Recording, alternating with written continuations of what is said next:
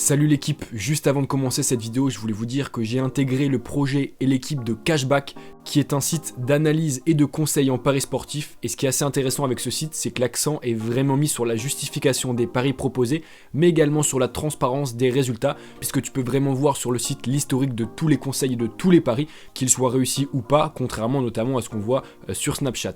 Bref, chaque jour avec ce site, on t'envoie ainsi nos conseils et nos paris du jour, avec des explications un peu pour t'égayer. Donc si ça t'intéresse, c'est très simple, le lien est dans la description. Et avec le code VAL30, tu as 30% de réduction sur ton premier mois VIP, n'hésite pas.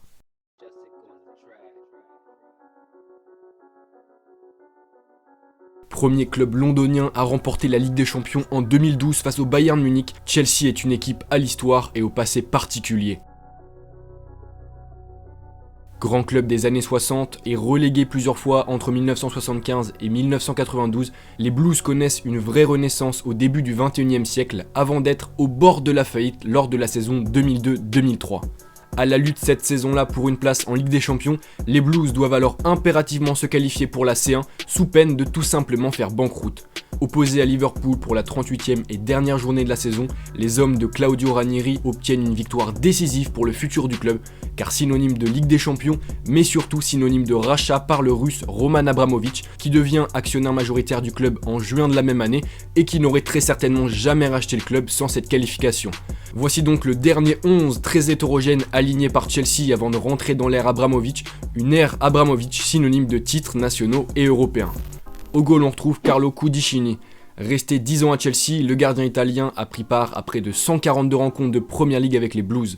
Jamais apparu sous le maillot de la Nazionale, c'était un gardien assez moyen, il est d'ailleurs très rapidement devenu remplaçant à Chelsea après le rachat par Abramovich. Il est ensuite parti à Tottenham où il a très peu joué, avant de s'engager au Los Angeles Galaxy où il a terminé sa carrière et aujourd'hui il est entraîneur assistant à Chelsea. On passe maintenant au défenseur droit avec Celestine Babayaro. Resté 9 saisons chez les Blues, le Nigérian formé à Anderlecht a eu beaucoup de mal à s'imposer en Angleterre et n'a d'ailleurs jamais été titulaire indiscutable avec Chelsea. Trop souvent sur le banc, il quitte le club en 2004 pour Newcastle, puis finit sa carrière comme Cudicini à Los Angeles. Au cours de sa carrière, il aura tout de même honoré 27 sélections avec le Nigeria. À gauche, on retrouve Graham Le Saux, formé à Chelsea puis passé par Blackburn avant de revenir dans son club formateur. Le défenseur anglais aura joué plus de 200 matchs de Premier League sous le maillot des Blues. Dès l'arrivée d'Abramovich à la direction du club, il a été transféré à Southampton avant de terminer sa carrière au Wembley FC. On passe maintenant au duo de défenseurs centraux avec du très lourd, un duo 100% français composé de Marcel Desailly et de William Gallas. Passé par Nantes, Marseille et le Milan AC, Desailly était un vrai rock sur le terrain, d'où son surnom The Rock. Capitaine des Blues avec qui il a joué pendant 6 saisons, le défenseur était également incontournable avec l'équipe de France puisqu'il compte 116 sélections.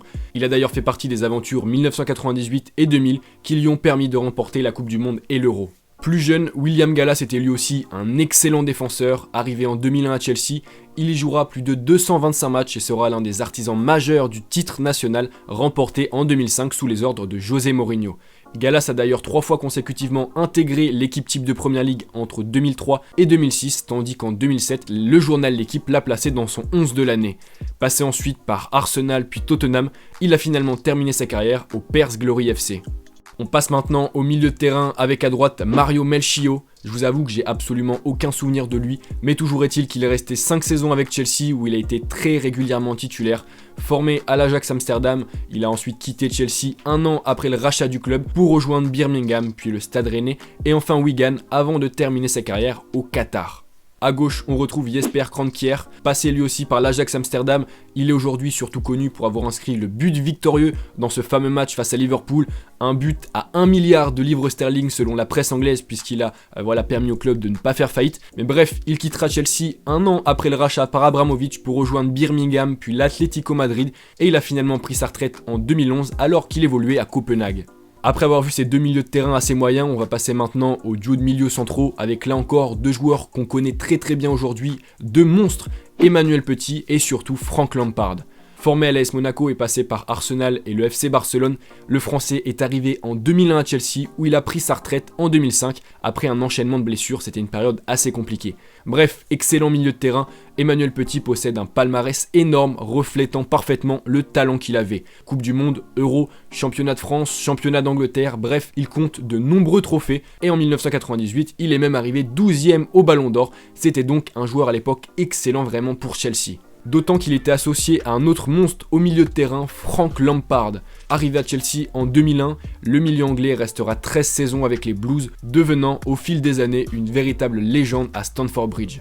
Doté d'une qualité technique hors pair et d'une frappe de balle monstrueuse, Lampard était un milieu de terrain très complet et polyvalent, capable de jouer partout presque sur le terrain.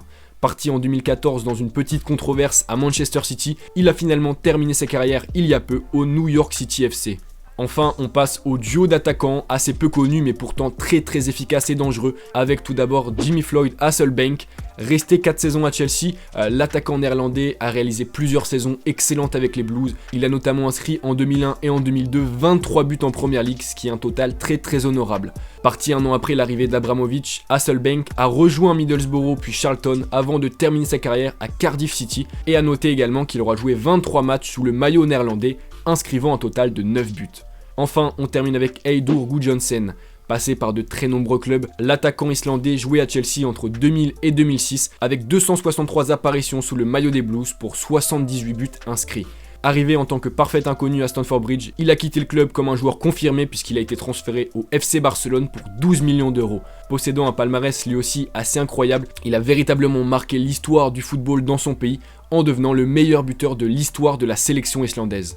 Et donc voilà les gars, le dernier 11 aligné par Chelsea avant son rachat par Abramovich. Très honnêtement, on pouvait vraiment s'attendre à pire après avoir vu les épisodes sur Paris et Manchester City avant qu'ils se fassent racheter. Là dans cette équipe de Chelsea, il y a vraiment des joueurs excellents et cette 4ème place obtenue en Premier League paraît d'ailleurs assez logique quand on voit l'équipe. D'autant que sur le banc de Chelsea, on retrouve plusieurs grands joueurs, plusieurs grands noms comme John Terry ou encore Zola qui avait fini meilleur buteur des Blues cette saison-là en Premier League. D'ailleurs, c'est assez intéressant de comparer le bilan de cette saison 2002-2003 des Blues avec les performances de l'équipe l'année dernière, puisque finalement, les résultats ne sont pas si différents malgré les centaines de millions d'euros investis par Abramovich. Une seule place et 5 points les séparent, et l'équipe version 2002-2003 a d'ailleurs enregistré un meilleur bilan offensif que l'équipe emmenée l'année dernière par Eden Hazard. Et la plus grande différence entre ces deux équipes réside dans le parcours européen, puisqu'alors que Chelsea a remporté l'année dernière l'Europa League, le Chelsea en 2003 avait été sorti dès le premier tour par le club norvégien de Vikings. Et donc voilà les gars, c'est déjà la fin de cette vidéo. J'espère que vous avez apprécié et que vous avez appris des choses, c'est vraiment le principal.